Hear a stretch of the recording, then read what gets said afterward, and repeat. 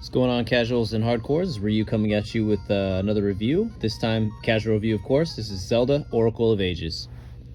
Now, straight off the bat, I don't know why, when you look at reviews for Oracle of Seasons and Ages, they keep telling you Seasons is easier. I'm gonna tell you right now, they're full of shit.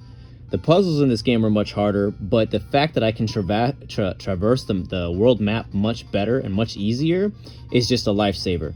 I hate having to stop and figuring out where the hell I am in such simple situations. I'll explain about that in a minute. As you can see, I died 9 times.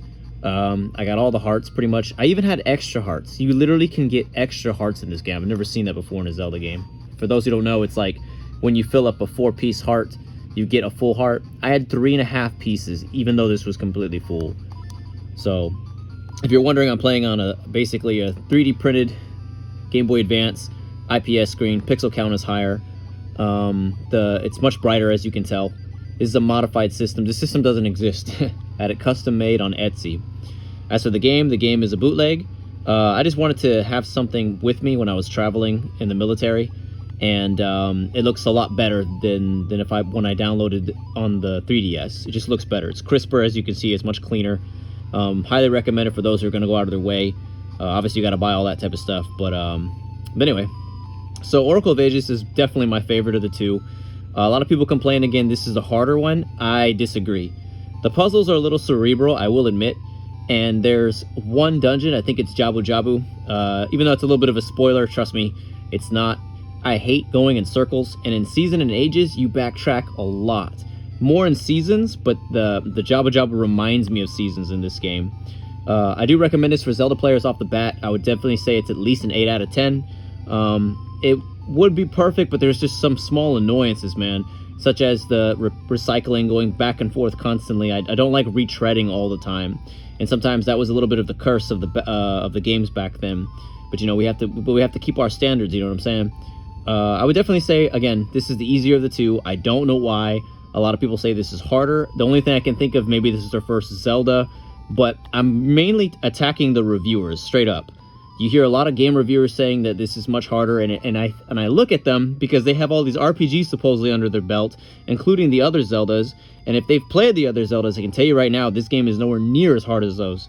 You know, just the cerebral puzzles are a little bit cerebral, but they're nothing that you can't solve, and if worst case scenario, obviously you can look it up, like most people do for Zelda, including myself, but Seasons, locking the map almost 90% of the time is not cool. To be able to traverse like this easily, though, one thing I will say, at some point you get what they call the mermaid suit, and now you have to tap it from then on.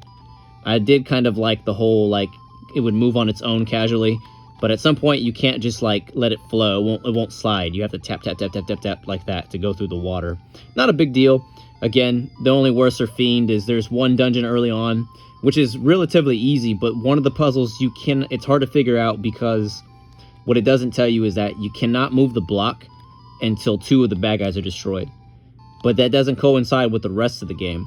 And I've noticed that with Zelda games in general, it's one of those things that you don't know when they're being creative or being common sensed, or when you have to... I'm kind of talking over myself. Zelda games have trouble letting you know when to zig and zag. Sometimes they want you to experiment, sometimes they want you to use common sense, and that's what I think trips up Zelda players in general. Again, I do recommend this for Zelda fans. Again, 8 out of 10, 8.5 at the highest. There's some minor annoyances, but I do believe this is the better of the two. I did beat Seasons first, then this one. One thing that keeps this from being perfect as well, and this is the final critique I have, is that you cannot get the best weapons until after 2 playthroughs. Jesus. Let me tell you, after playing Seasons and Ages twice in a row like that, or back to back, that shit sucks. You know what I mean? It's not a bad game, but it's not fair. It is somewhat not fair to get the best weapons that would make your life so much easier in the long run after everything is done. You know what I mean? You can still get the noble sword, but to get like any kind of secret or more powerful weapons requires a lot more work than it is worth. And you'll put way more hours in getting those simple little pieces, if you will, compared to beating this game, both of them back to back. So anyway, check it out, guys. It's got an A in my book, if you will, or a B+. And yeah, man, y'all have a good Christmas. Y'all take care.